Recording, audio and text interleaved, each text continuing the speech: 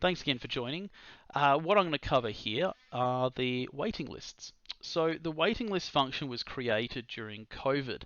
Started off being when Ventolin went out of stock.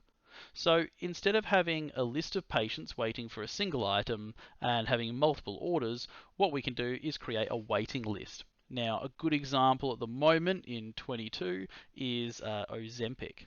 So I'm going to do a waiting list here for Ozempic. So I click waiting lists, I'm going to add a new list. Now notice before I do this, on the screen at the moment we've just got the 4 stages plus overdue. I'm going to add a new waiting list.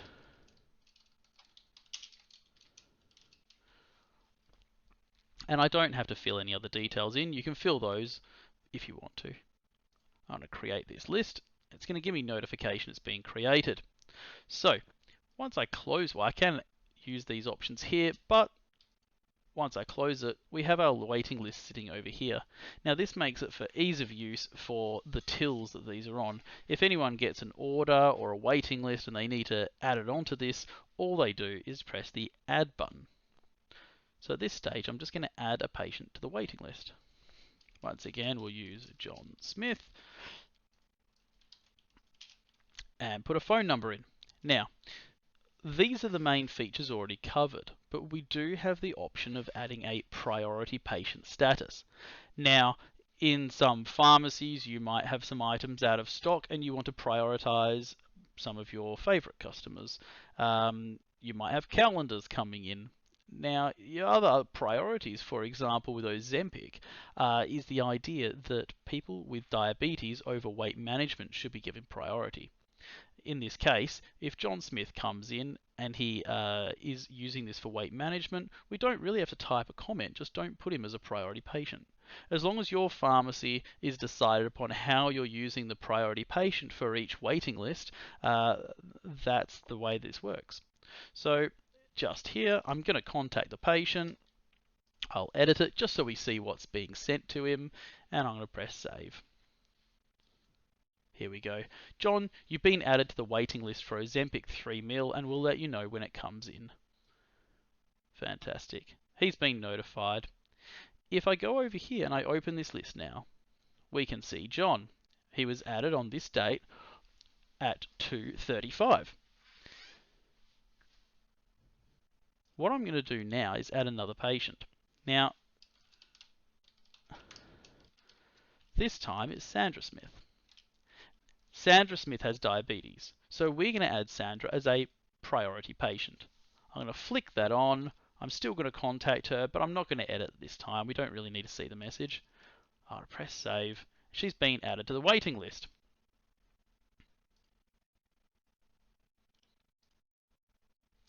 Now Sandra, being a priority patient, has popped above John on the list. Now the importance of that is that everybody will be added in the order that they were added to the waiting list. However, priority patients will be added above all of the non-priority patients. If we add another patient again,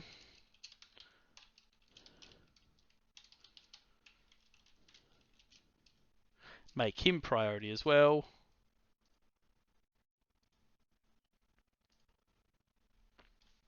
Adam has been added above John but below Sandra. He actually got it a couple of seconds after Sandra, but he is priority, so he does have priority over John. We can see what order they are in the list over here. If John phones up and you've got 100 people on the list, we just have to start typing his surname and it will come up John Smith. We can say he's third in the queue waiting for this item. From here, we may receive some stock. To do this, I'm just going to add another patient.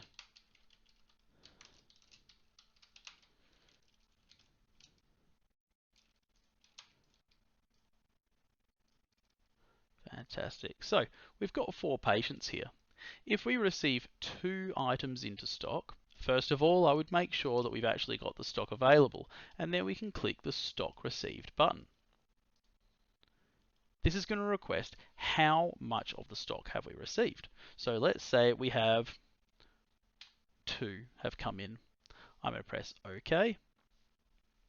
And what the computer is going to do is going to allocate stock to those 2 patients that were first on the list, which in this case were the 2 diabetic patients. It does say here that the next patient, John, has requested more stock than we have, so no more notifications will be sent. It's going to print a list of all the patients that we've just allocated stock to, just so you know what's actually happened. We can check this as well by ticking the Show Contacted button. The Contacted button shows us anybody that's actually been contacted already, and it tells us the contact time just over here. We can check that further if we want to by going to the contact log just like before. It says here the 2 patients were messaged. It says that you've received stock of the Ozempic and you'll hold it for 7 days. Now this is just the default message, but you can change that. You can hold it forever, and you can have whatever you want written there. That's all covered in the settings video.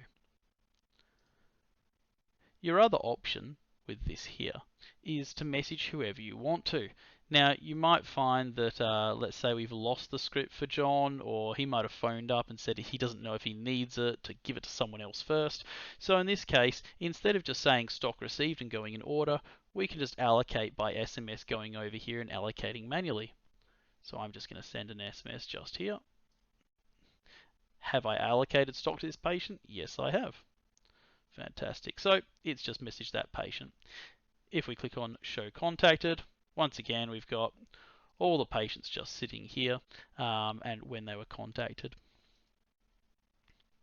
If you'd like to edit them, you can edit them pressing the Edit button, and it will bring up that original form. Otherwise, you can delete them if they no longer require that item. We can deactivate the list so it no longer appears if you're no longer needing a list for this item. And that's the waiting list section.